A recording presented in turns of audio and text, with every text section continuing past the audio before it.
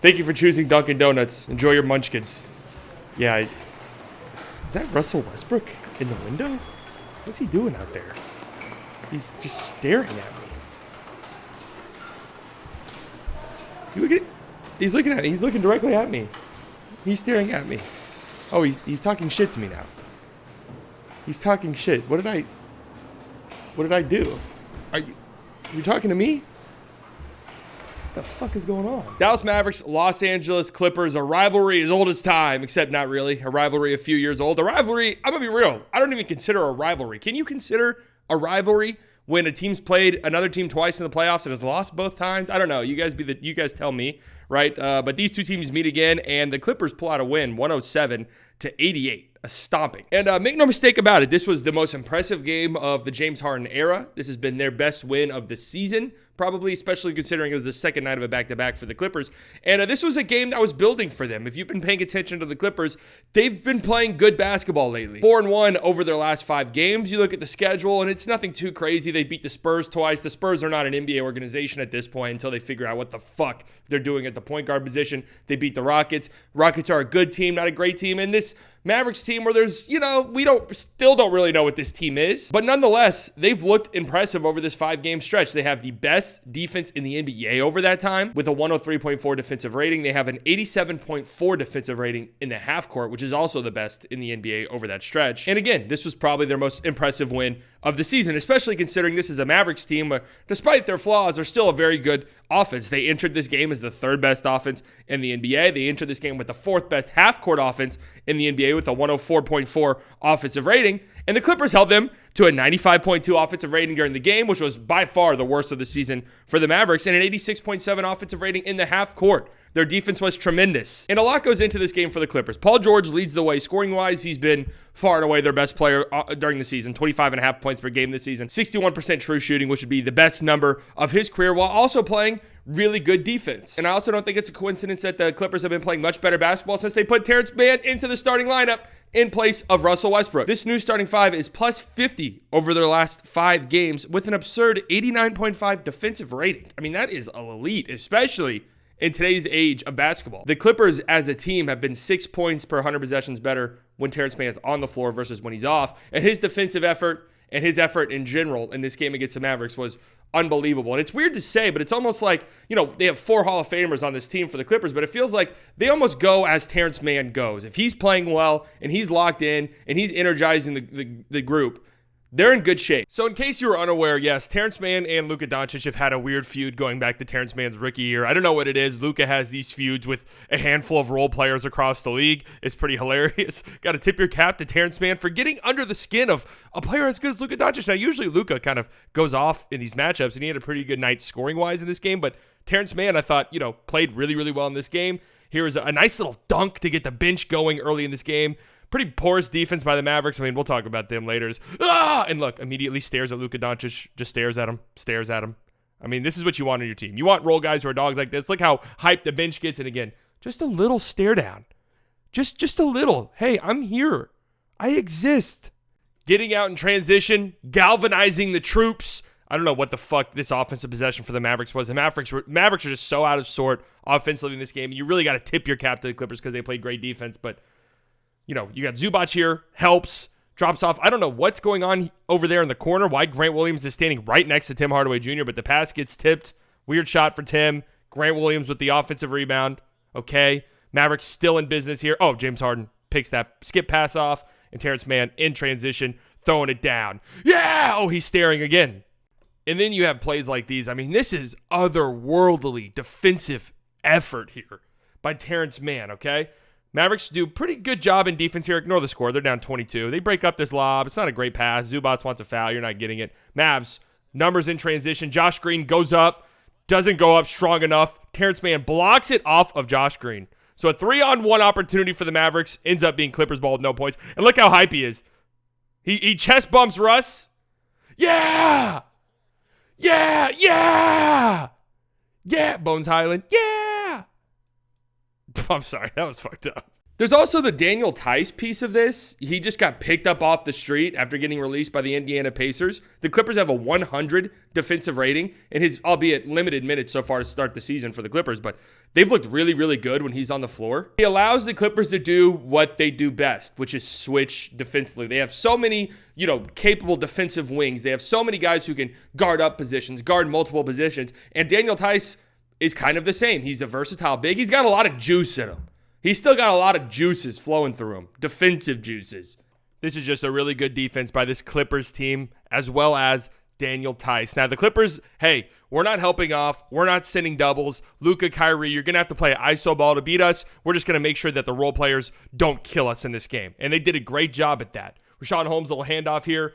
Daniel Theis is late recovering, but he does a good job walling off this drive by Kyrie Irving, and it leads to a really tough shot and a block. I think that's a block. Kyrie wants a foul. I don't really see where he would get it, but again, just a great job by this Clippers team defensively, staying home, not overhelping, but being there when needed. And it's just a great individual defensive effort here by Daniel Theis. Get that shot out. I have no idea what Daniel Theis sounds like.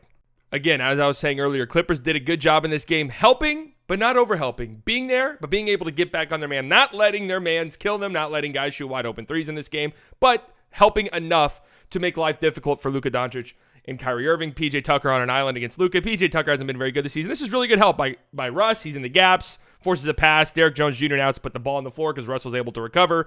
And, anytime Derrick Jones Jr. is doing that, you live as a defense.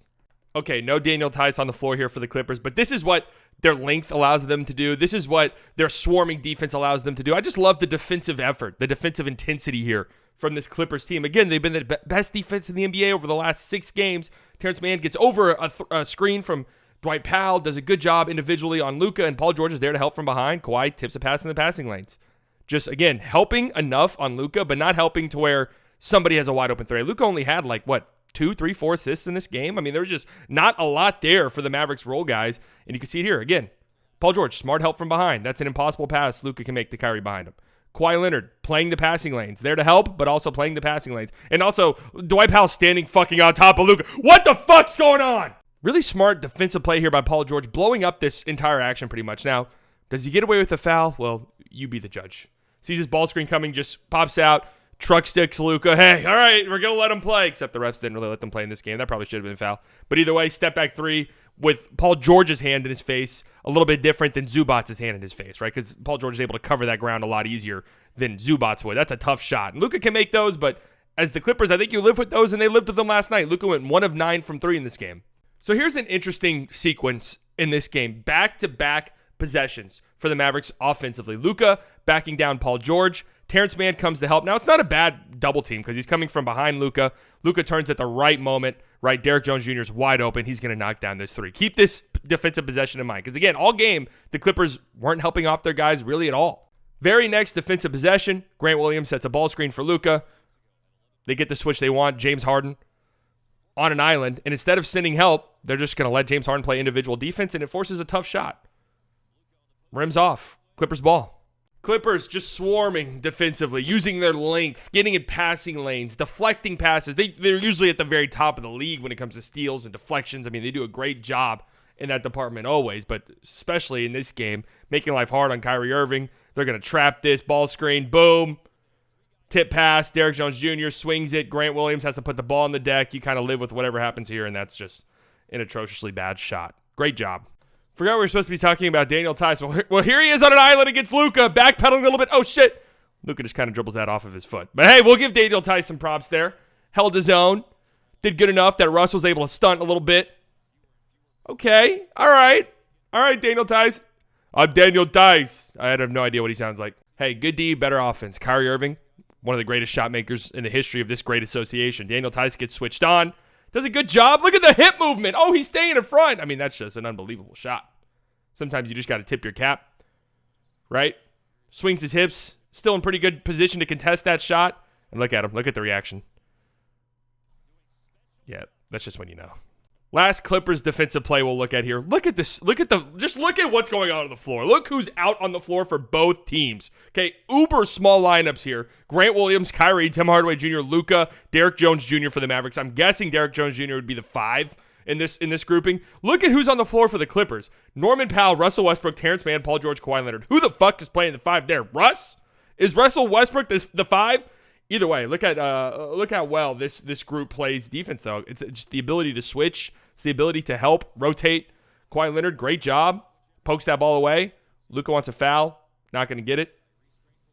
Good job. Nice stun here by Norman Powell to force that pickup. And Kawhi with the active hands. And then Russ off the bench in this game. By far his best game since coming off the bench for the Clippers. I saw a tweet that he was in the middle of the worst 5-game stretch of his career shooting-wise heading into this one. And, of course, he's talking shit. He's letting everyone know. He's pointing at Luka. Go at him.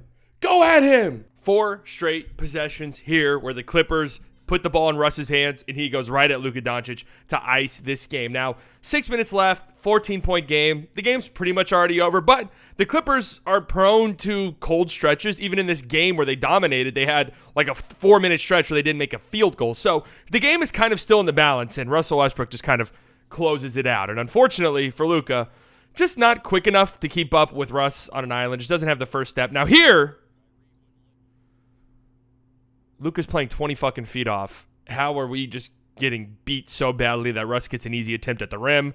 I'm not entirely sure, but that is far too easy, especially when you're giving Russell Westbrook that big of a runway. Next time down the floor, I get it. The Mavericks are going to put Luka on Russ. Russ can't shoot. You would assume that with this grouping on the floor for the Clippers, Russ probably isn't going to get the ball that much. Well, that was not the case. Again, Luka playing off of Russ. Paul George sees it, swings it to Russell Westbrook, and Russ, that quick first step, just goes right at Luka. Free throws. All right, off of a miss. Clippers going quickly in transition here. Luka not getting back quick enough to turn around. He's backpedaling already. And Russell Westbrook. Now, Russ gets Luka in the face a little bit here. Luka goes down. Russell Westbrook gets the offensive rebound. I don't know if I could put the blame solely on Luka because he did a pretty good job contesting this initial shot attempt. And probably could have gotten an offensive foul, but no one was there to help. Luka box out Russ. And with Luka holding his face, he did get hit in the face in his defense. It's an offensive rebound and a putback. And here's the play that everyone is talking about. Another miss for the Mavericks. Paul George gets the ball to Russ in transition. Russ just goes right at Luka. Luka not in any real position to defend, not really ready to defend. Foul and 1. And here we go, pointing. Go at him. Go at him. Luka, I'm just trying to go to the bench, man. I'm having a rough game. Luka hurt his thumb in this game. Seems to be okay. He was holding his face here, but a rough defensive sequence for Luka. No two ways around it. If I'm somebody in the Mavericks organization, that tape's on replay. What the fuck are you going to do about it? 77? What are you going to do about this? This is embarrassing. Sorry. And just briefly here, I'll just rant about the Mavericks a tiny bit. Since starting the season 4-0, they are 6-6. They've been a 500 team. They're 21st in net rating over that stretch with a -2 net rating. So they're getting outscored by their opponents during that 12-game stretch. 7th in offensive rating. So this high-power offense that's supposed to carry the Mavericks, 7th isn't good enough, especially when you consider they have the 23rd best defense. And that's actually an improvement for them. But your offense can't be this if your defense is going to be as bad as it is. So I just want to highlight this sequence really quickly here for the Mavericks. 2 plays that I think really summarizes a lot of things. Do they lack a lot of personnel defensively? Yes. Do they have the personnel to be a great defensive team? No, they don't. Is their effort poor on a night-to-night basis? Typically, yes, it can be. And this is the case here. Okay. Derrick Jones Jr. misses. Grant Williams follows it up. Great job. Okay, you're down 13 now with 7 minutes left in the game. This is very doable. This is a doable comeback. Off of a made shot, what happens? What do you guys think happens here? Off of a made basket. How are we giving up this easy of a dunk off of a make? How is it even possible? Grant Williams, what's going on here, man? What are we, where are we? What are we doing here? Okay, Luka gets a tough assignment. Right, Tim Hardaway Jr. is there to help. What is Grant Williams doing on this play? How are we giving up this dunk in a moment like this? And this is how quickly a deficit can go from a manageable 13 in 7 minutes to a kind of unmanageable 17-point deficit. This quickly, right? Very next possession for the Clippers. Kawhi Leonard didn't have a very good shooting game in this one. Tough 3, good job. Who's on Terance Mann? Nobody. Easy offensive rebound and a putback. Not a soul gets on Terance Mann. Derrick Jones Jr. behind Russell Westbrook, so Kyrie's got to come bump him. Nobody goes and bumps Terance Mann. Offensive rebound, put back. See you later. Anyways, long season, a lot of games left to be played. The Clippers, I think, are turning a corner. I wasn't ready to write them off. It was, funny whenever they were losing so many games after trading for Harden, but they're talented, and if they're healthy, it's interesting. Paul George, Kawhi Leonard have yet to miss a game this season. They've played back-to-backs. They're playing. They're going to be very formidable. They're going to be a tough team to beat once they really, really figure it out offensively, because they've still yet to do that. Kawhi's off to a slow start. Harden's been off to a slow start. Paul George has been really carrying the load offensively. And for the Mavericks, they got a lot of stuff to work on, right? They're heavily reliant on a 19-year-old rookie center. Derek Lively didn't play in this game. They're 0-2 when Derek Lively doesn't play.